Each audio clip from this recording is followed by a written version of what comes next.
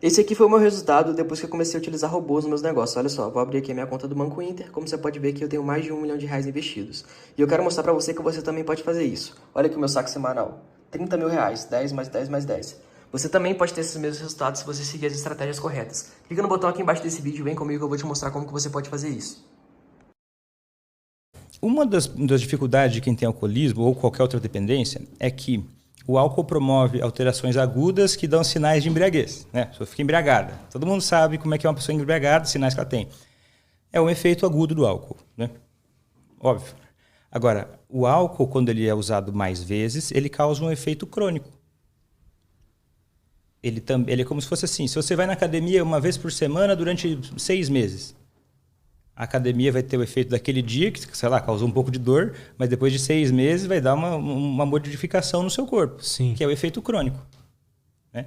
Então, o álcool mexe no cérebro, ele causa um efeito agudo, a embriaguez, e o efeito crônico, que são alterações cerebrais pelo uso regular do álcool. Quais que são? Uma delas, e a mais comum, é a diminuição da atividade do córtex pré-frontal. Você tende a ficar mais impulsivo. A sua memória de trabalho, que é aquela memória quando de você, tipo assim, esquece o nome das coisas, ou pega um telefone, deixa eu memorizar esse telefone, fica um pouco mais diminuída, né? A dificuldade de manter a atenção sustentada são as mais óbvias.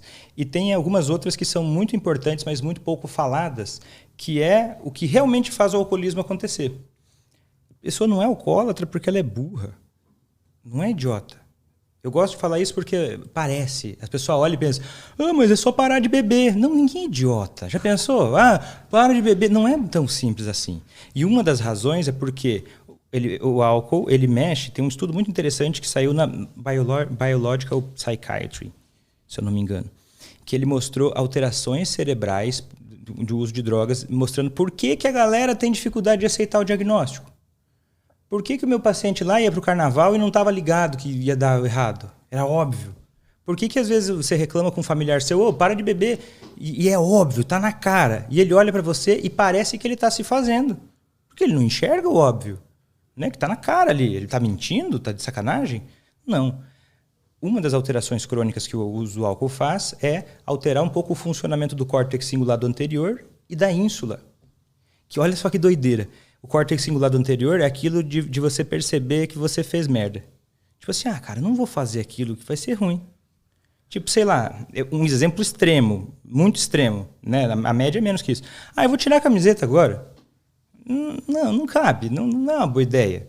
Meu córtex cingulado anterior fala, não tem motivo para fazer isso. Tá calor, vou tirar a camiseta. Não vou fazer isso. Ele se calcula, essa sensação. Entendi. E o córtex cingulado anterior funcionando menos, ele causa na gente uma coisa chamada delay discounting, que é um conceito da economia, puxado para a neurociência, que é o quê? Eu perceber que... Eu enxergar que depois vai ter uma ressaca. Eu só vejo o filme até o primeiro capítulo. Depois vai dar problema, mas depois é um problema para o Lutz de amanhã. Não dá nada. E aí a ínsula alterada junto, porque essa conexão da ínsula com o córtex cingulado anterior causa a sensação de que aquilo é errado. Mas a pessoa não é burra. Então, olha só, vamos dizer assim, a consciência do que é certo e errado não altera de uma forma geral. Tipo assim, a pessoa olha e ela pensa, não, se eu olhar o consenso de quanto é muito álcool, eu vejo que eu estou bebendo uma grande quantidade. Eu faltei na festa de casamento da minha filha. Sei lá, num extremo, assim, né? Eu sei que isso não é legal, ela chorou, mas eu não sinto que isso é errado. Na prática é assim que acontece. O paciente Ele fala sabe que é errado, mas ele não se importa? Não é que não se importa. Eu tenho um paciente, vou te dar um exemplo, que ele teve pancreatite. Né? O pâncreas é o órgão que tem funções digestivas e uma dessas funções também é produzir insulina. Ele teve 4 pancreatites agudas, tem uma pancreatite crônica. Ele não quer morrer. Ele sabe que está errado e ele seguiu bebendo durante muitos anos. E ele fala assim, mas eu não quero morrer. Ele até foi numa terapeuta e falou para ele, você tem um instinto de querer se autodestruir. Ele falou, não tenho. Eu adoro viver, eu quero viver. Mas eu sei que está errado, mas eu não sinto que está errado. Tá entendendo? Tô entendendo, cara. Eu sei que está errado, porque tem são envolvimentos diferentes com uma informação. Uma coisa, eu sei racionalmente, não é bom, mas eu faço. Mas não tem a sensação que aquilo me move, entendeu? Sim. Não tem aquela influência assim mais neurovegetativa, assim, de que você tem um sentimento, você está envolvido com aquela informação. É como se ela estivesse meio longe. E aí o processamento dessas informações relacionadas à droga e ao álcool é menor, não funciona tão, não é da mesma forma. Essa é uma alteração crônica. Isso faz, olha só que interessante, isso faz uma pessoa que conforme ela vai bebendo, ela vai se ela tem tendência ao alcoolismo, ela vai tender a aumentar as quantidades de álcool e começar a diminuir, e aumentar a régua do quanto é suficiente, do quanto é demais. Talvez quando ela começou a beber, ela olhasse e pensasse, não, se eu beber 3 latinhas de cerveja, acho que é uma grande quantidade. Chega um ponto que fala, não, 18 latinhas de cerveja é a média. Daí você fala, mas você é burro? Claro que não. Não tem nada a ver com... Se a gente olhar do ponto de vista, mas esse cara não entende, ele é ignorante, ele é burro. Não é isso. Não tem nada a ver com a inteligência, com a racionalidade a respeito daquilo. São alterações do peso das coisas. Quanto aquilo pesa e principalmente o peso que aquilo vai ter no futuro. Mas o corpo dele criou uma resistência maior ao álcool também ou não? Essa é uma outra coisa que acontece. Né? Para quem tem alcoolismo, um dos sintomas existem muitos tipos de tolerância diferentes. Mas a tolerância mais comum é aquela em que a pessoa começa a beber. Tipo assim, ela bebia 6 cervejas. E ela sentia um efeito, um grau lá, ficava meio embriagada. E ao longo do tempo, ela foi tomando cada vez mais. 8, 10, 12... O mais alcoolista da festa vai ser aquele que está bebendo mais e que está parecendo menos embriagado. Pensou em alguém? Eu. Tô brincando, faz tempo que eu não bebo.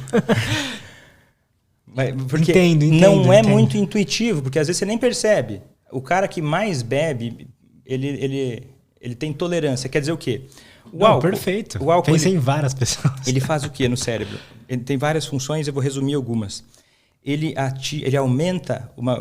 Ele é uma droga depressora do sistema nervoso central. Quer dizer o quê? Ele faz coisas que deprimem o cérebro. Tá? Principalmente começa por todo o cérebro. É doido porque o álcool é uma substância que atravessa todas as células do corpo humano. É a única que faz isso. Ou talvez uma das únicas que faça isso.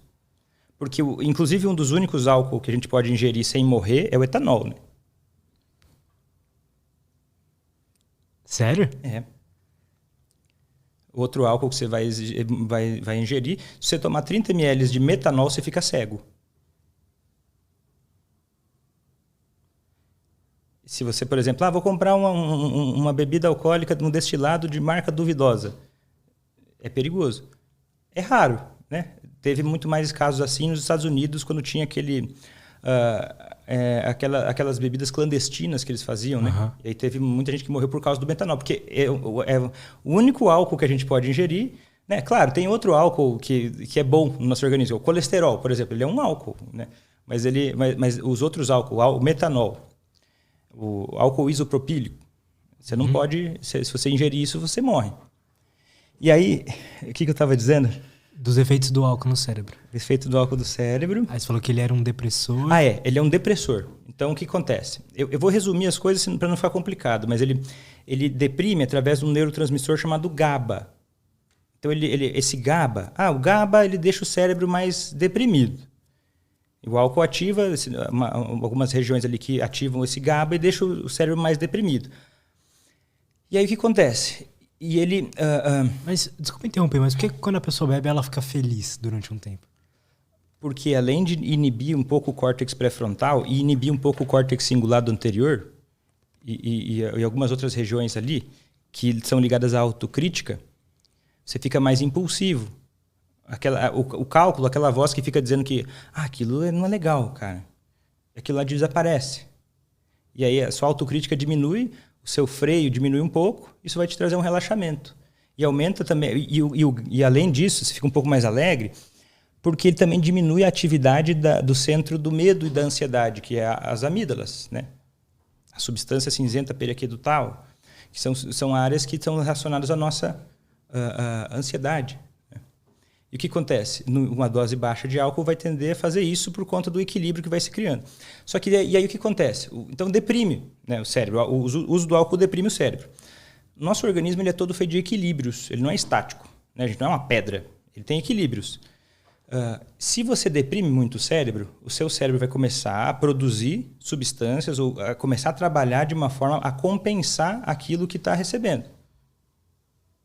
Entendeu? Tipo, sei lá, fez exercício físico, pô, tô fazendo musculação, tô fazendo uma atividade resistida, meu músculo cresce para eu me adaptar para poder responder aquele estímulo que eu estou provocando. Se eu faço isso com álcool no meu cérebro, o meu cérebro se desenvolve para tentar resistir àquele estímulo que eu estou provocando. E se eu faço isso com uma droga depressora, o que meu cérebro precisa fazer?